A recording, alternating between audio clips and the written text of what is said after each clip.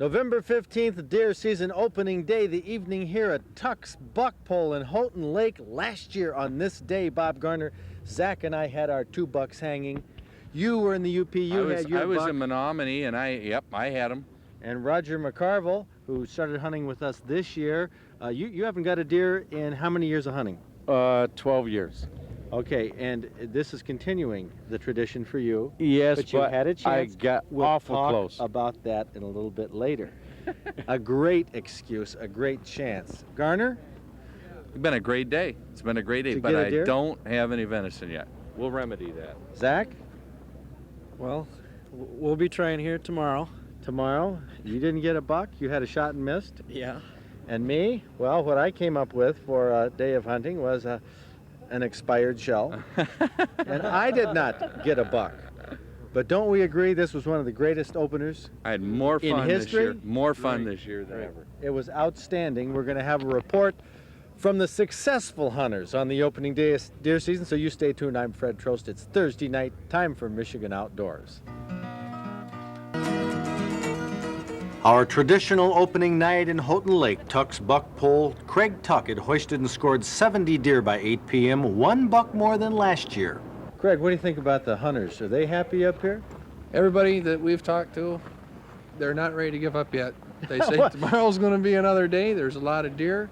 There's a lot more hunters here than there are bucks on the pole, there even though you have are. 70 bucks on the pole. You know, over the 9-year period that we've had the poll, not including this year, we've watched the deer hunters increase along with the deer. I think this year is just a bumper for both. Oh, yeah. There are a lot of hunters up here, a lot of hunters. Well, you know, last year Zach and I both had our deer up here. This year we didn't. A lot of hunters are in that boat where they saw a lot of does. We're going to be back pounding it tomorrow, and I think we're going to have a lot better second day than we had last year. Wouldn't be surprised if we put 30, 40 more up here tomorrow. That one is a beautiful deer. That's 17 point. When was the last time you had one that big? We have not ever had a 17-point here, not even in the parking lot. What's the largest? 13. 13. point? An all-time record-sized buck for Tucks. This 17-point had been shot at by several hunters. One shot right through its antler, but not the hunter who finally got it. Shooting ability. And he said no, and he shot the deer. When he come on it, he'd only shot one time, and that's what he found. Oh, well, that's a common thing, somebody to see an antler this size on buck. But we can see here where evidently somebody knocked that tine off. I think the bullet did that. The bullet passed through it, as far as we can tell, and knocked this brow tine off here. And over here you can see where the bullet did nick a portion of the bone off on this side. Hey, how'd you do this morning? Oh, I didn't see anything, but my brother-in-law got a nice one. Nice 8 Does point. that make you happy? Sure does. Sure He was does. in it. He helped track it for 2 hours. Oh, you were helping track Yeah. it? Yeah. Great. Well, that's part of the hunt. Oh, yeah. Sure was. Why didn't you see anything? Were you having a long I just breakfast? saw does. No. Just Oh, well, does. you did see something. Yeah, I saw some then. deer. No, nothing I could shoot. No bucks. No. Well, hey, a lot of us were in that boat. What about you? I got a 4 point. That's great. You happy about Oh that? yeah, real happy. Got I it. went and got myself another license. Did you? Oh yeah, And now you're real optimistic about filling the second one? trying. Did you get your buck today? No, but my husband got a big spike this afternoon. You got a big spike? About 11 o'clock this morning. Just got one. So I seen about 7 bucks only I get a shot at. You saw 7 bucks today? Bucks. Only got a shot at one. Big spike. Yeah, big deer, big deer. About 180. Jeez, oh, Pete, over here by Houghton Lake? Yeah, just a little bit west. Just a little bit west Houghton Lake up in Misaki County. What a good season for you. You got venison then, right? Oh, yeah. Yeah, we really like it. Looks like Great. quite a few other people are going to like it, too. How come you come over to the buck pole? Well, we went past at 2 o'clock this afternoon. I said, I got to go back and stop and see what it looks like. It's a lot of deer here, isn't Yeah, there? it is. One of the better seasons you've had? Ah, yeah, I'd say so, yeah. There's been a lot of nice bucks taken this year. Exceptional lot of nice ones. That's a big 8 point. That's your first deer? Yeah, it's my first one. Finally paid off. Did a lot of work, finally paid off. What do you mean a lot of work? I'm carrying in bait. Been doing it for the last 3 years and been baiting and seen a lot of bucks, but I just never could get a good shot at them and missed an 8 point this morning, and I thought I was upset about it, and he was standing right in front of me, and good night. How long you been hunting? Been hunting 4 years. 4 years now in a dead stream swamp. You notice you see a lot of does today before you saw the bucks? Yeah, I seen 7 does before I seen this one, and going to my bait pile, just browsing the area, and next thing you know, I was ready to doze off, and here's this thing standing right in front of me. Well, across the bridge near Sault Ste. Marie, Randy DeZormo of Northland Taxidermy had his buck pole full of big buck racks. Compared to previous years, Randy said there seemed to be less young bucks in the eastern Upper Peninsula. The ones being taken were the older boys with the bigger racks. The UP is still a good place to hunt for big deer, but there aren't as many, and there aren't as many hunters either. A plus for the UP deer camp. Menominee County has agricultural land, much like southern Michigan. A lot of deer, not many really big ones, but here's one taken by Bill Schoonover from DeWitt. There's not very much farm country around there. It's mostly timber for Champion Paper Company around that area. Opening day buck? Opening day buck. While I was out there about half an hour before he decided to walk through. Well, luck always plays a part in hunting. No matter whether you're young or old, you can be successful. Well, you must be an experienced deer hunter. You're all of 15 years old. Did you, is this the first one you've taken? Yes, this is my first one. Went last year and I didn't see anything. And this one I happened to see him, so I shot him. When did you shoot him? Saturday morning, about 5 minutes before 1 o'clock. And where at? In Langton. Did you see many deer before this one came in? I saw a couple doe and I saw a buck besides this one, along with them. Did you get a shot at the other buck? No, the other one was, the antlers were too small on it. And I saw one other big one besides this one, but it was too far away. Well, this is a good judgment made by this young hunter. Passed one up because he didn't have a sure shot. But is there any such thing as a sure shot? My son Zach and I, hunting separately, both missed on opening day on what should have been sure shots. Buck fever struck us both. I don't understand this. For 2 years, you've been telling me how easy it is to shoot those bucks. What happened this year? Well, for the past 2 years, I've had my dad next to me, and he's usually the one that's jumpy. Well, this year it was me that was jumpy. I didn't have anyone to tell to calm down while that buck was out there. I don't understand this. How does a guy... No, seriously, though. No, that's true. I would come unglued when there's a deer out there, and he'd be ready to shoot. And I'd just be so nervous. Oh, I know. And he says, quiet, be quiet, Dad, calm down. And he'd shoot it, and he'd say, no sweat. Are you two going to hunt together? I don't know if he'll let me. I don't know. We haven't decided on that yet. Hey, who's the shakiest, Zach? I don't know. I saw him shoot last year, but I was trying to calm him down last year too while he was shooting. So. I think we work pretty good as a team. I think you two ought to get in the same blind together. I know. We hunted separate now, and we both missed. Both got jumpy. Tomorrow's another day. I know it. Tomorrow's another day. Well, it's an old as cliche as deer hunting, but to more than 90% of us hunters, tomorrow's another day is our summation of opening day 1986 in Michigan Outdoors.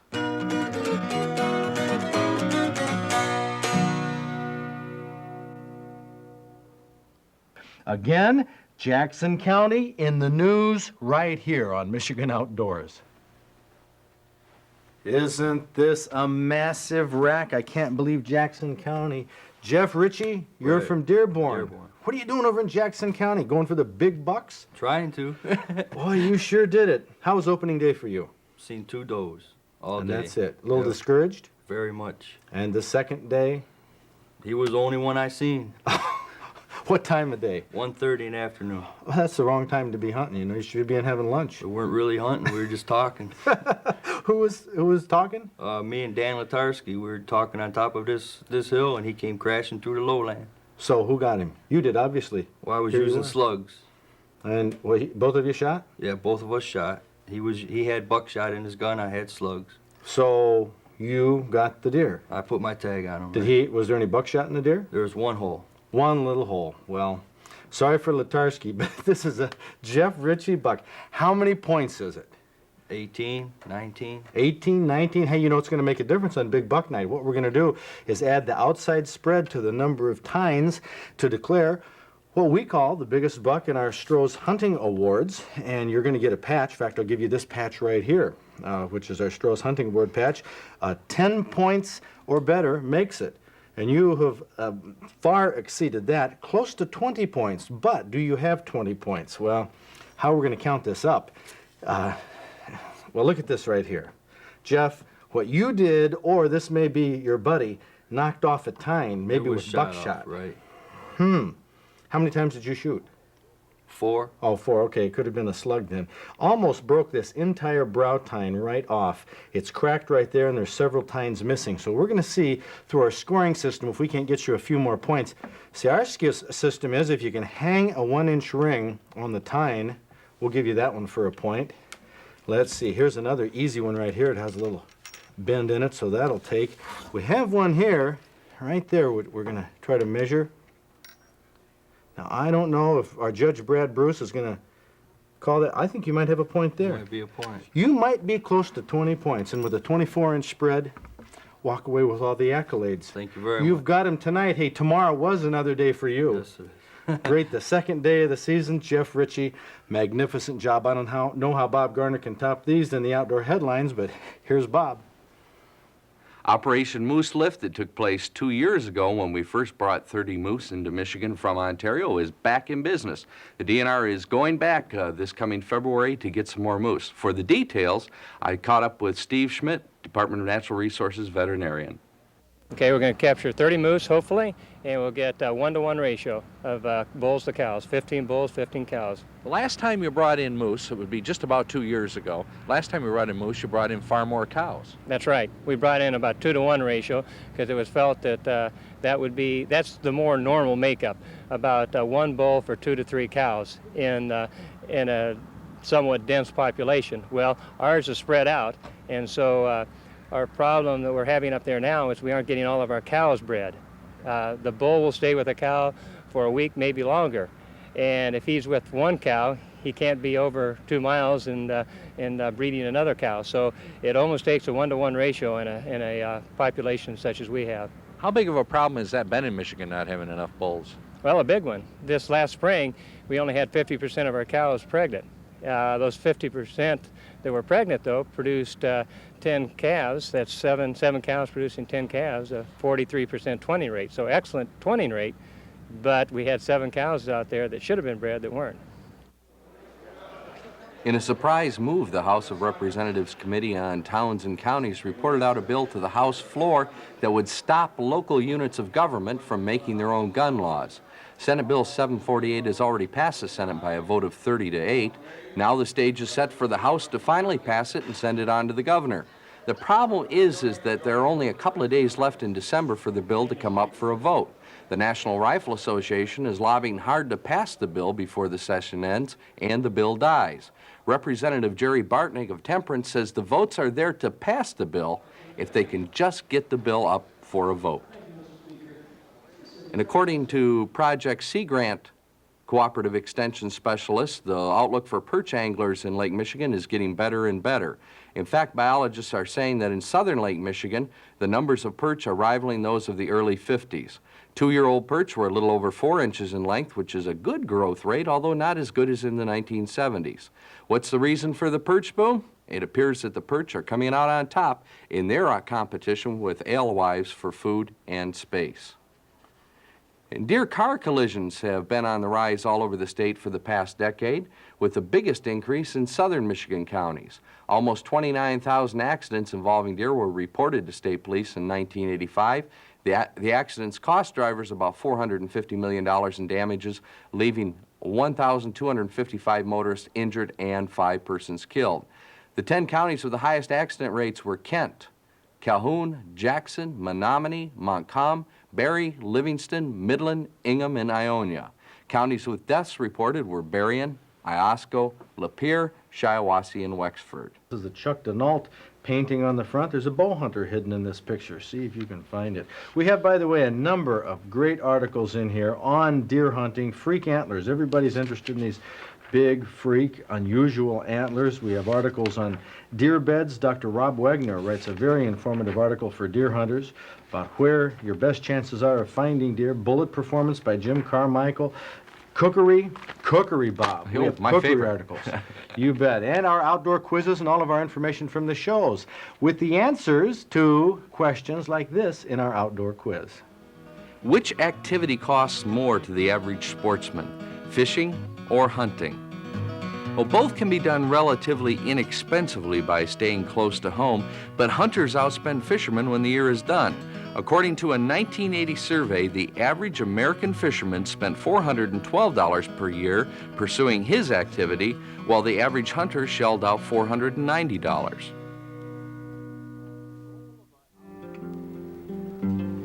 The goal of our Outdoors Forever program is to enable everybody to hunt and fish right up to their last day on this earth. Roger McCarville, you have been using a wheelchair for 10 years because of a boating accident and amputation on your legs. A four-wheel drive truck is a #1 help to you, we found out, hunting to get you back near a blind. Right. The terrain isn't all that easy sometimes to get in. You need the four-wheel, and I worry about getting out. Well, especially if it started raining or snowing, we could have been in trouble. But we took you here on the Cappert Ranch up around Clare. We got an invitation to bring you to a special blind that was set up for a handicapper to try this out, to see how this type of thing works. You've been hunting for 12 years. 12 years. You have gotten how many bucks? I've got nothing. You've got Nothing for 12. So how many deer have you seen in the woods in 12 years? I haven't seen that many, actually. I've seen does, and I didn't have a doe permit.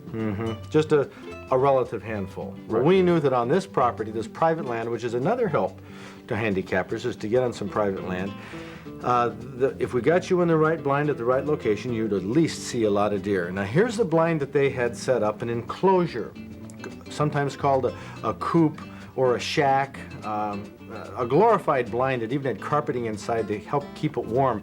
Warmth is one of the problems that you have besides just the moving. Well, I have a circulation problem in my leg, and I'll get frostbitten if I'm not careful. And trying to get warm is hard. But you get a lot colder, as many handicappers do, in conditions that aren't all that cold. Oh, yes. Right? Doesn't have to be way below zero. I mean, you can catch just the wind chill, anything get around you. You don't have any circulation. Well, once we got you in this blind that we knew we could keep warm with a variety of types of heaters, we had available kerosene, catalytic, LP gas, and so on. We could keep you warm, we could stay hidden, and we had a wooden floor in there, just some plywood down, which made it easy for you to move around. Right. It was beautiful. Once you got in there, what I found out was hunting with you was just like hunting with anybody. Your handicap absolutely disappeared in this situation. The only handicap I had after that was in decision making. That's right. We're going to talk about that on Big Buck Night and why you weren't there with your big buck. But the visibility through these windows, which we could close, sometimes because of the wind, there is what we saw. You can see the flash of a deer's tail right by, that's actually you on the left side of the frame. And as we put the telephoto lens on, we oftentimes had 3 or 4, sometimes up to 11 deer. I looked hard for horns or racks at them. And well, there's a doe and a fawn going by. That's what we saw on opening day. How many deer total? Oh, probably 60 total. It was great, wasn't it? Oh, fantastic. That little decision-making problem as to whether to take that little buck, Raj. We'll talk about that later. But through baiting, through a warmed blind, through having some vehicles to get back on an area like that, it enabled Raj for the first time in 12 years to stay out all day. I could stay out. I didn't want to leave to go to lunch. I know, I brought lunch back to you. Right. It was great. You brought some of it back, I think. Yeah. We had a great time. That's what the outdoors is all about. And this information about deer hunting and deer blinds will be available in some of our Outdoors Forever special publications, which we'll be telling you about. We have some crackers here behind this dish, but I don't know whether we need to put any crackers in this porridge. Oh, no. This has an awful lot in it. It's Venison Burger Soup that Marion Chefs entered in our Fish and Wild Game Cooking Contest. She's from Oscoda. And this has a myriad of ingredients. Oh, a bunch, but boy, are they good. You can taste them all. Each one adds to make it. your way through this. But I think, Kath, that these crackers we won't need. I don't think so either. No. This is healthy. This is good, thick stew almost. That's oh, right. Yeah, That's it's right. good. Cooking this is just a pretty Oh, straightforward. it sure is. There's a lot of soup ingredients. You got basil, you got beef flavored bouillon, just for flavor. Ketchup. Ketchup, which is different. Mm-hmm. And you've got some celery and some carrots, and cabbage. Cabbage, no potatoes, I don't No, see. but and a can cabbage. of tomatoes. Now this is, Here's sort of the swing of the whole thing, if it's going to be tasty or not, I think, is the venison burger. right, and it looked like it had pieces of fat in it, but it really doesn't. Well, this was elk that was given to us last year, some elk burger. Yep. It's just juice there. That's all you see is juice, no Had- fat. If it had pork fat in it or something, Marion chef says you should skim that off or pour it off, but there certainly wasn't any. Nope, we got carrots and celery and tomatoes and onions and 2 cups of cabbage. A lot of cabbage. Oh, yeah, it is. But it cooks down. Cabbage always cooks down. So, and this has barley in it. Well, this is the pearl barley rather than just your little raw barley. What do you mean pearl? What, it looks like puffed rice. That's right. Exactly. And we've got the ketchup, which you usually don't find in a soup recipe. So, and your flavoring from your bouillon. Now, that's mostly salt. So that's why we're not going to add a whole The lot of bouillon salt. is mostly salt?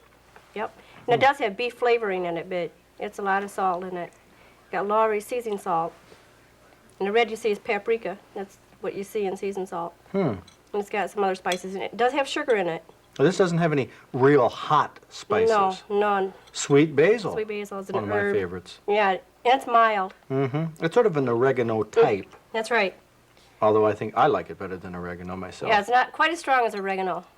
And that's it. And you add 5 quarts of water And stir it all up and cook it for for about an hour. An hour. Yeah.